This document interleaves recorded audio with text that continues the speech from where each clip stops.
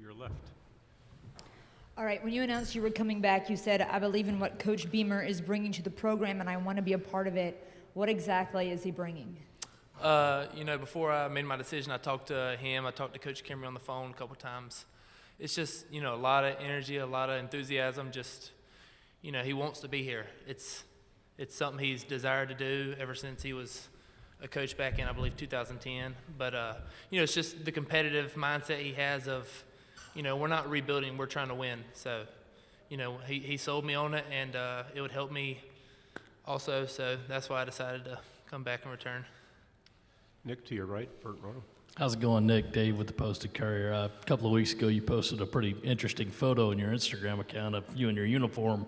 Got some interesting replies on it. I was wondering what the thinking was behind posting that photo and how you've dealt with the replies. Oh, Lordy. I look at the replies, but I don't let them get to me. I care about 4 opinions in the world: my brother, my father, my mother, and the Lord. So if you're not one of those, it is what it is. You can say what you say. But, I thought it was a funny joke. Some people took it the wrong way. Some people didn't. I'm very confident in my sexuality, so all the jokes, they can say what they want, but I know where I stand. But, it is what it is. I was just trying to have a good laugh. Whether you took it the wrong way or not, that's on you. It ain't on me, but it is what it is. To your left, Nick, third row. Todd Summers, WSPA TV out of Spartanburg. What do you see in this receiving group? Shi Smith leaves.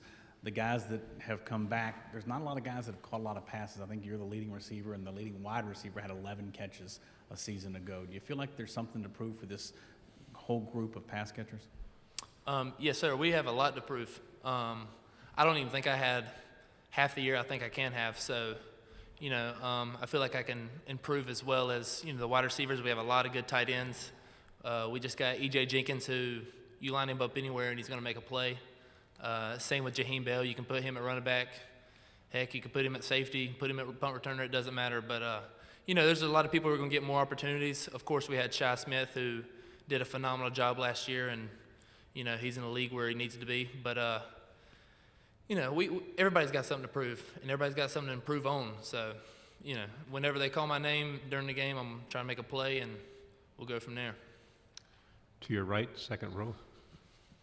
Hey, the quarterbacks, Luke, Jason, whoever, what have you seen from those guys this summer? How have they kind of progressed as you guys have been doing your stuff on the field when you're throwing and catching that stuff? I think they all have the potential to play, and that's not just, answering the media. That's my honest opinion. You got Connor Jordan, who's a walk-on, but he works like he shouldn't be. You got Jason Brown, who just came in, and he's got a phenomenal arm.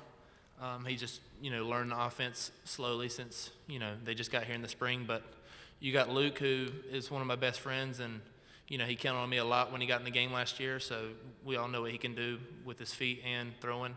And then you got Colton, who just got in here as well. He's a freshman, but he's got some real deal talent. So, it's a toss-up. I think Luke is QB1 if the season started today, but the season don't start today. We got 46 days, so whoever's the best player when it comes down to season time is the best player. To your left, third row.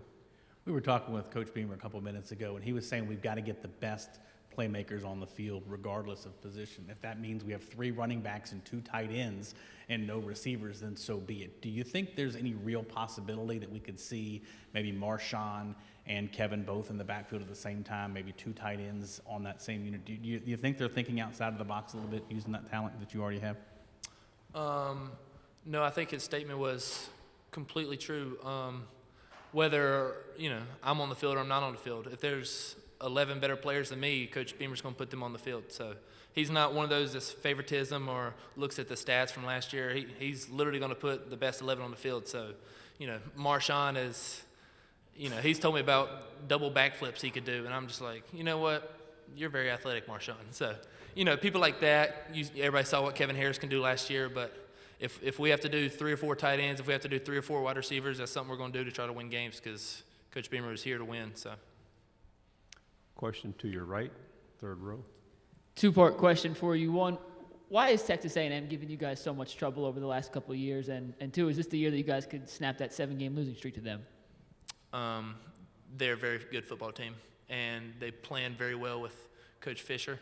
But, I think everybody's got a chance. We got a chance in every game, just like anybody we play's got a chance in every game. So you never know. They've gave us some struggles the past 2 years. They've keyed us pretty well on what we've ran and what we've done. We've also played them near the very end of the year, so it's easier to get a lot more film on us. But I think we'll change some stuff up this year, and that's something that I'm going to worry about in November, because right now I'm worried about Eastern Illinois in 46 days. So To your left, second row. Rick Henry, WIS-TV, Columbia, South Carolina. Nick, we can see the enthusiasm that has been running through the program since Shane Beamer was hired, but around the country, maybe not a whole lot of love for the Gamecocks, not expecting too much. When you see the polls, does that make you mad? Does it inspire you and motivate you? It don't make me mad. It actually, it gives me a little bit of motivation, but like I said earlier, I don't care about others' opinions. I started as a small town recruit, watching my brother get all these big offers, while my biggest offer was at FCS school. And, Coach Acatelli at William & Mary offered a chance on me. And, I've always been the underdog. And I don't like playing the underdog victim, but that's how it's always been. I started at FCS school. People thought I couldn't play here. Now I'm at SEC Media Day talking to you. So it's like, if somebody's got an opinion about me, it is what it is. Somebody got an opinion about our team, it is what it is. The things we can control are inside the facility, and everything else is just blocked out noise. To your right, front row. Nick, I know you didn't go against him in practice 'cause you guys are both on offense, but you blocked for Kevin on numerous occasions last year. What was your view like of getting off your block and seeing him run downfield? What was it like playing on the same field as he was doing what he was doing? Well, I saw a lot of grass getting thrown up, because usually when he passes me, he's going for about 40 yards plus. But no, he's the real deal. He's legit. Everybody's seen it. Everybody knows it. But, when you got a running back who is as thick as him and can run like he does and is built like a brick wall, the first thing you're thinking is, I need this dude on my team. And I'm glad he is on my team. So when he hits the right hole, it's, if you're tackling him, you better have some help, because if not, he's going to run right through you. So We'll stay on your right here, second row. The name, image, and likeness stuff, just what's been your perspective on it? Have you had a chance to capitalize on any of that stuff, and just your sort of overall take with that whole deal? I'm not really allowed to talk about that. I do have some things planned, but I might have some merch coming out. But other than that, I'm not really allowed to talk about name, image, likeness.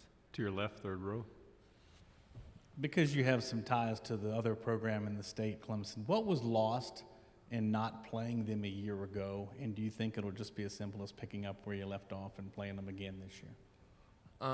Well, I've never played them, so it's going to be the first time for me no matter what, because the first year that I was here, I tore my ACL, I think 2 games beforehand. So, I've never had the experience playing at Death Valley, and I've never played them at Williams-Brice, so it's going to be a first time for me.